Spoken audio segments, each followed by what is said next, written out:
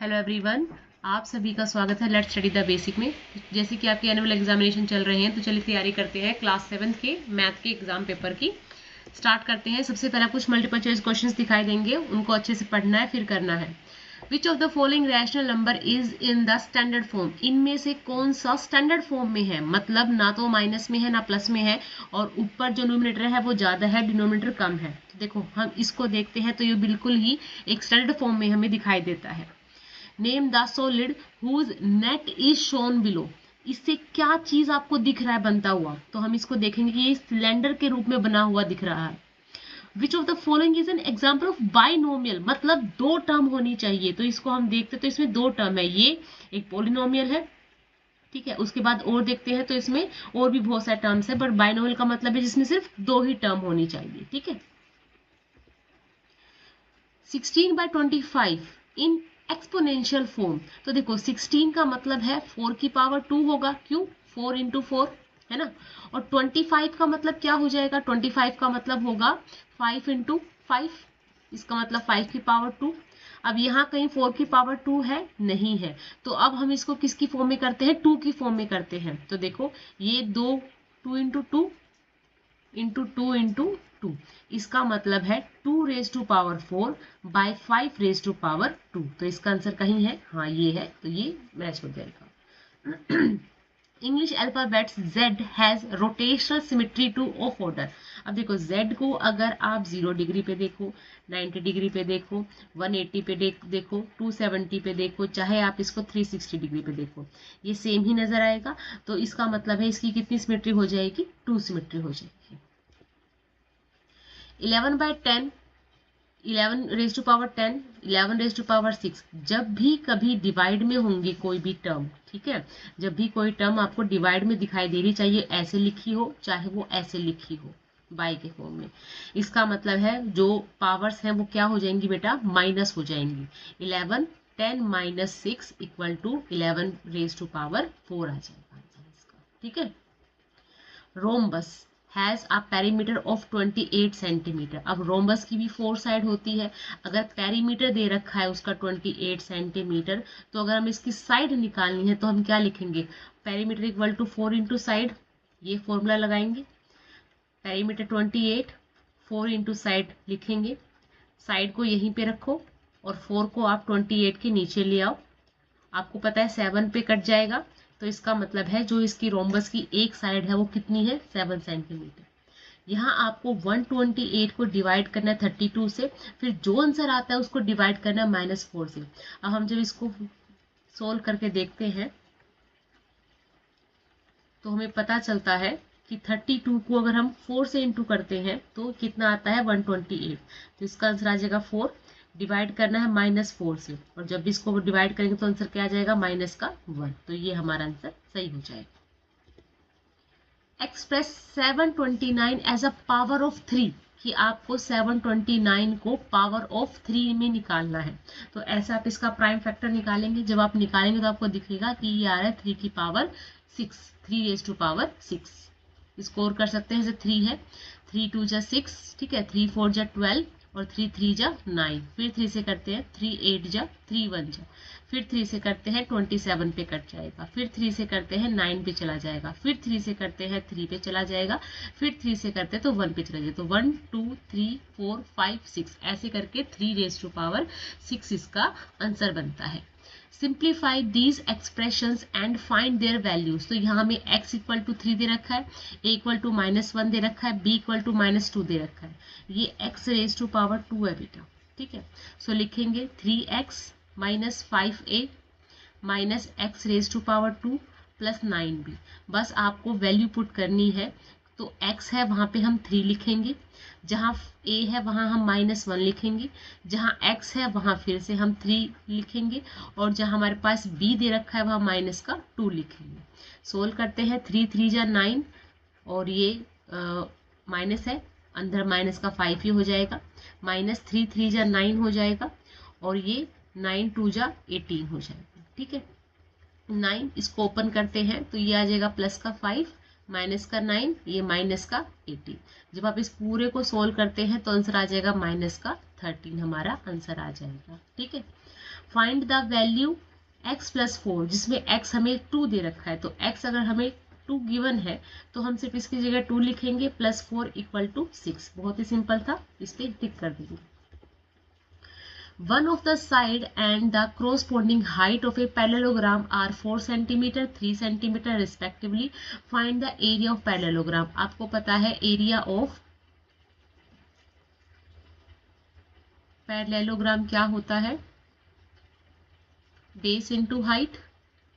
Base भी given है, height भी गिवन है, हम लिख देंगे बेस कितना है 4, हाइट कितनी है 3, इक्वल टू 4 3 जा 12 सेंटीमीटर स्क्वायर हमारे पास इसका एरिया आ जाएगा। नेक्स्ट है find the area of triangles. अब हमें ट्राइंगल्स का एरिया निकालना है। आपको पता है एरिया ऑफ ट्राइंगल क्या होता है? Area of triangle equal to half of base into height. ठीक है, तो हमारे पास बेस गिवन है, हाइट गिवन है, एरिया हम इसको फॉर्मूले में पुट कर देंगे। बेस कितना है 4, हाइट कितनी है 2, ये देखो 2 से 2 कैंसिल आउट हो गया, आंसर क्या बचा 4 सेंटीमीटर स्क्वायर। जब एरिया पूछा जाता है तो सेंटीमीटर स्क्वायर लिखेंगे। ठीक है, ये फर्स्ट पार्ट था इसका। अब ऐसे इसके सेकंड पार्ट को देखते हैं, तो इसका भी एरिया ही पूछा गया है। आपको पता है ये है हाइट और ये है बेस। ठीक है, हम लिखेंगे एरिया ऑफ ट्राइंगल LMN। ठीक है, half of base into height. So half into base कितना है 3, हाइट कितनी है 2, ये 2 से 2 कैंसिल आउट हो गया, आंसर क्या आ गया 3 सेंटीमीटर स्क्वायर। सिंपल था। और जो आपके जितनी भी आपकी एग्जाम्पल दे रखे हैं वो जरूर करके जाइएगा, उनमें से कोई ना कोई क्वेश्चन जरूर फंसता है। Rahul has got 40 marks out of 50, मतलब राहुल को 50 में से 40 नंबर मिले हैं। ठीक है, वहीं Rohan has got 75 out of 100। ठीक है, उसको इतने मिले हैं। अब बताना है किसको कितने ज्यादा मिले हैं। तो आपको पता है जो मार्क्स है वो हम इसको 100 से कर देते हैं। ठीक है, तो अगर इसको कट करते हैं तो ये आ जाएगा, इसका मतलब राहुल को मिले हैं 80% और यहाँ इसको देखते तो इसको मिले हैं 75%। यही देखने से पता चल रहा है कि किसको ज्यादा मिले हैं, राहुल को ज्यादा मिले हैं। ठीक है, find the missing value in the number of line given below. तो इसमें बताने कि यहाँ पे क्या आएगा। तो देखो ये है 0, 0 की इस तरफ माइनस वाले हैं और इस तरफ प्लस वाले हैं।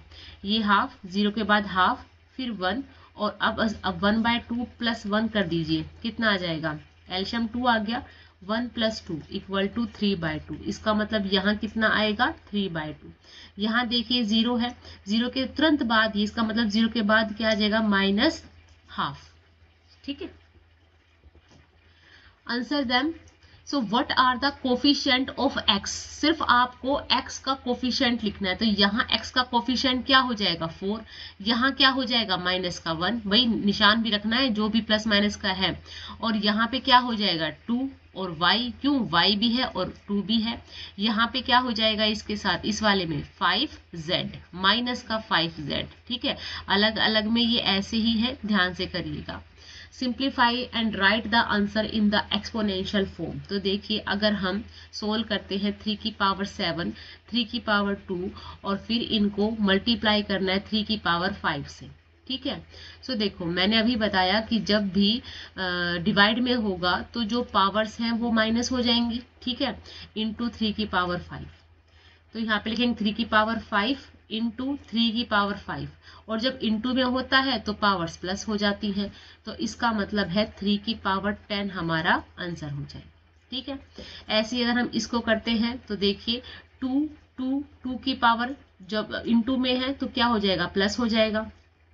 ठीक है, इंटू 5 की पावर 5 लिखेंगे। अब 2 की पावर 5 है और 5 की पावर 5 है। जब बेस अलग अलग हो और पावर सेम हो तो बेस इंटू हो जाते हैं, ये आ जाएगा 10 की पावर 5।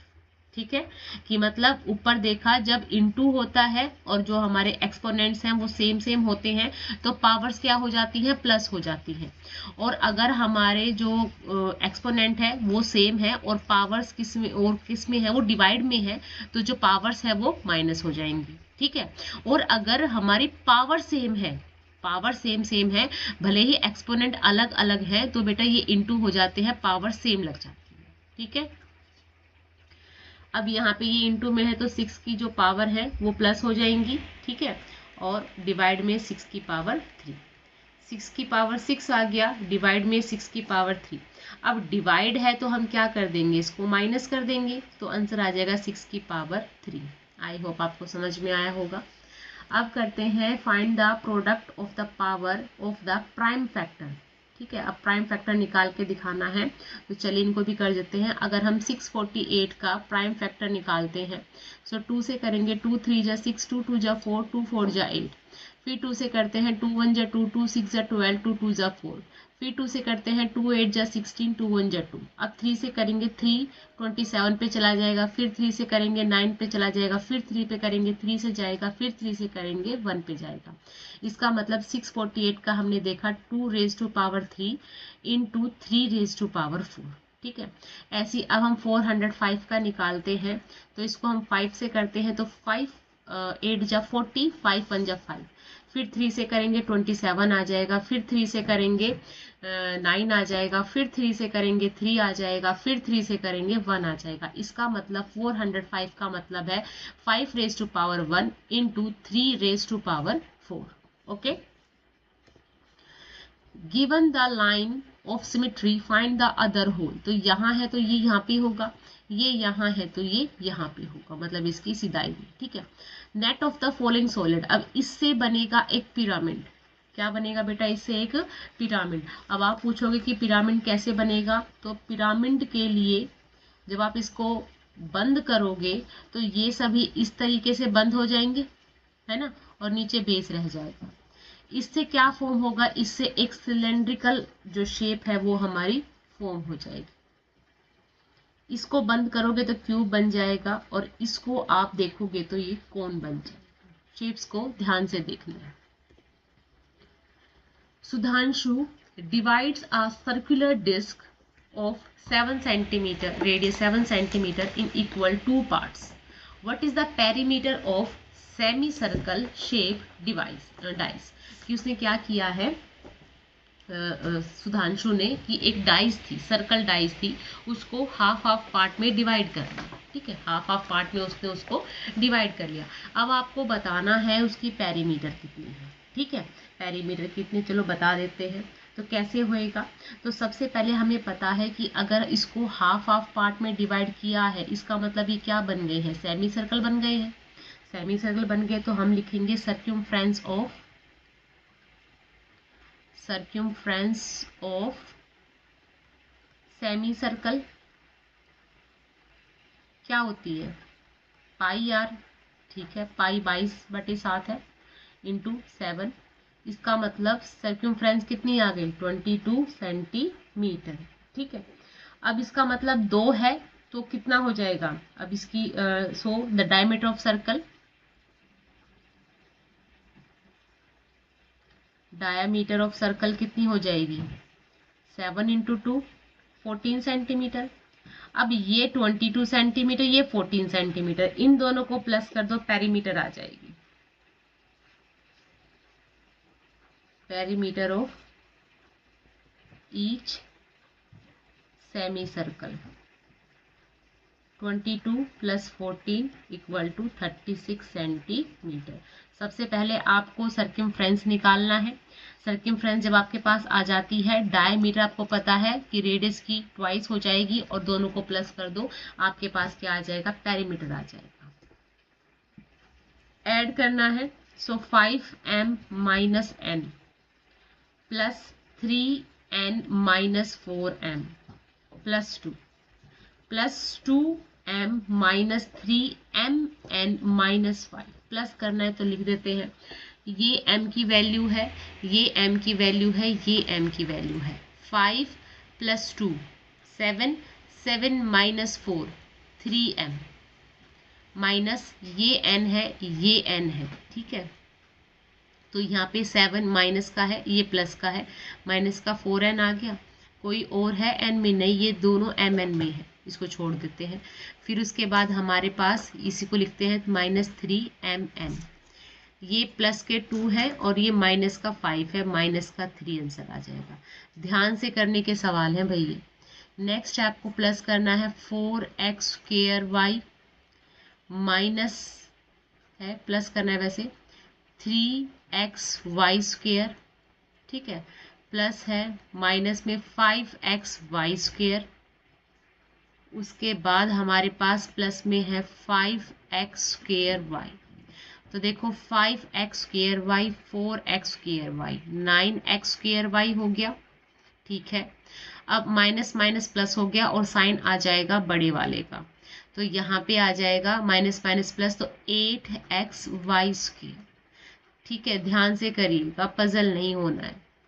यहाँ पे है 3p² q² minus 4pq plus 5, और हमें प्लस करना है इसमें माइनस का 10p² q², q² p² तो सेम यही है, तो minus 7p² q² minus 4pq plus 5, ठीक है। इसका आंसर आ जाओ।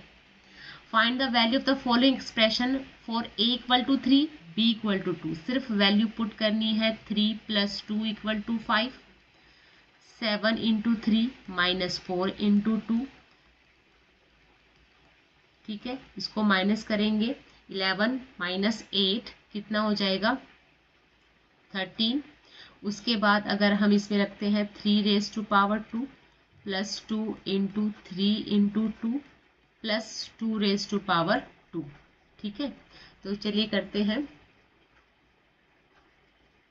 हाँ जी, 3 3 जा 9 प्लस 3 2 जा 6 6 2 जा 12 प्लस 2 2 जा 4, ये हो गया 9 + 16, यहाँ पे कितना हो जाएगा, 9 + 6 5 25 हमारा आंसर आ जाएगा।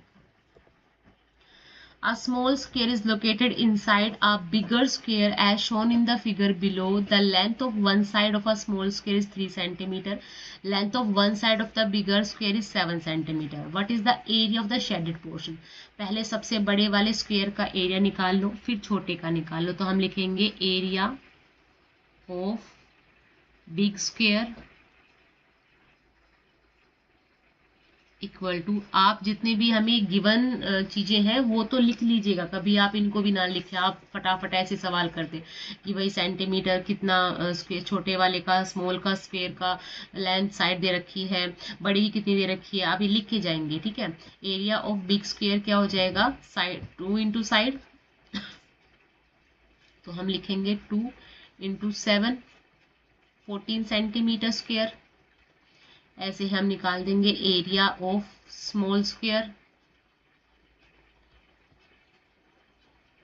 तो 2 × साइड, तो यह जगह 2 × 3 = 6 सेंटीमीटर स्क्वायर, ठीक है। अब बस हम लिखेंगे area of shaded region 14 - 6 = 8 centimetre square, ठीक है। Give the order of rotational symmetry of each figure, तो इसकी हो जाएगी 2 रोटेशनल सिमेट्री, इसकी भी 2 रोटेशनल सिमेट्री है, ट्राइंगल है तो इसकी 3 रोटेशनल सिमेट्री है।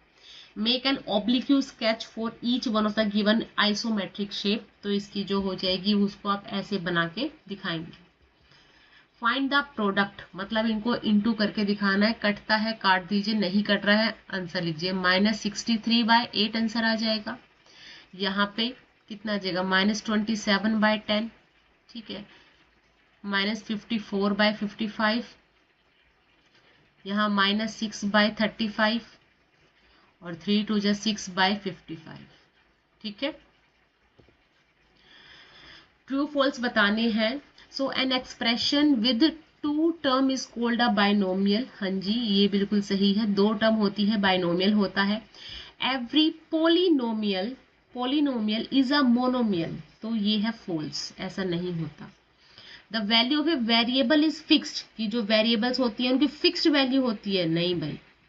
अ trinomial has exactly 3 term, trinomial में हाँ जी 3 ही टर्म होती है। 5a and 5b are unlike term, हाँ जी ये दोनों अनलाइक टर्म है, अलग अलग है। अब आपको इनको एक्सप्रेस करके दिखाना है स्टैंडर्ड फॉर्म में। So the distance between earth and moon, हमें पता है कि हमें सिर्फ जो 1 से लेकर 10 के बीच में जो वैल्यू लाई करती है सिर्फ वहीं पे हमें डेसिमल लगाना होता है। उसके बाद जितनी भी आपको डिजिट दिख रही है उतना ही हम 10 की रेज टू पावर लगा देते हैं। ठीक है, सो अगर मैं यहाँ 3.84 के बाद अगर मैं 3 के बाद डेसिमल पुट करती हूँ तो मैं यहाँ 10 की पावर क्या लिखूंगी, 3 ये 6 और ये 2 8, 3 रेज टू पावर 8। ऐसे अगर मैं यहाँ पुट करती हूँ तो यहाँ पे क्या आ जाएगा, 10 रेज टू पावर 3 और 3 6 और ये 2 है तो यहाँ पे क्या आ जाएगा 8 मीटर पर सेकंड, ये भी रखिएगा। ठीक है, यहाँ पे 1.2756 रखती हूँ तो यहाँ पे 10 की रेज टू पावर क्या लगाऊंगी, 1 2 3 4 5 6 7, 10 रेज टू पावर 7 मीटर। यहाँ पे 1.4 लगाती हूँ तो यहाँ पे 10 रेज टू पावर 3 3 6 और 3 9 मीटर। ठीक है, ऐसे अगर मैं यहाँ पे 1.0 लगाती हूँ तो 10 की पावर क्या आ जाएगी, 1 3 और 3 6, 3 9 और 11, 10 की पावर 11। ठीक है, अब है in the figure given below a circle is inscribed inside another circle, की एक बड़े सर्कल के अंदर एक और सर्कल है। Find the area of the shaded portion between the circle, कि आपको इस शेडेड पोर्शन का एरिया बताना है। एक बड़ा सर्कल है जिसकी रेडियस 12 सेंटीमीटर है, छोटा सर्कल है जिसकी जो रेडियस 7 सेंटीमीटर है। सिंपल है, दोनों की रेडियस निकालो, वो दोनों का एरिया निकालो और माइनस कर दो। हम लिखेंगे area of big circle pi r square, 22/7 into r हमारे पास 12 है, 12 इंटू 12। ठीक है, करते हैं 22/7 इंटू 144, ये हमने लिख दिया। ठीक है, अब इसके बाद हम इसको करते हैं। सो आप 144 को 22 से इंटू कीजिए तो हमारे पास ये आ जाएगा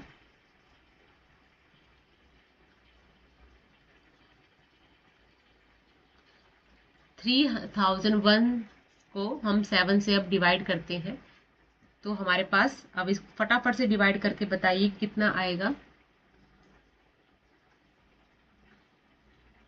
सो 3168 को अगर हम डिवाइड करते हैं 7 से तो हमारे पास आंसर आ जाता है 452.57 सेंटीमीटर स्क्वायर। ठीक है, मीटर स्क्वायर, हाँ सेंटीमीटर स्क्वायर। उसके बाद एरिया ऑफ स्मॉल सर्कल, ठीक है, स्मॉल का निकालते हैं। सो पाई आर स्क्वायर 22/7 इंटू 7 इंटू 7। ठीक है, तो एक 7 से एक 7 कट गया। और अगर हम क्या करते हैं 22 को हम 7 से इंटू करते हैं, आंसर आ जाता है 154 सेंटीमीटर स्क्वायर। अब आप क्या करेंगे, आप अब 452.57 में से माइनस कर देंगे 154 तो आपके पास आंसर आएगा। अब हम लिखेंगे एरिया ऑफ शेडेड पोर्शन। तो बस बड़े वाले में से आप छोटे वाला माइनस कर दीजिए, आंसर आएगा आपके पास 298.57 सेंटीमीटर स्क्वायर।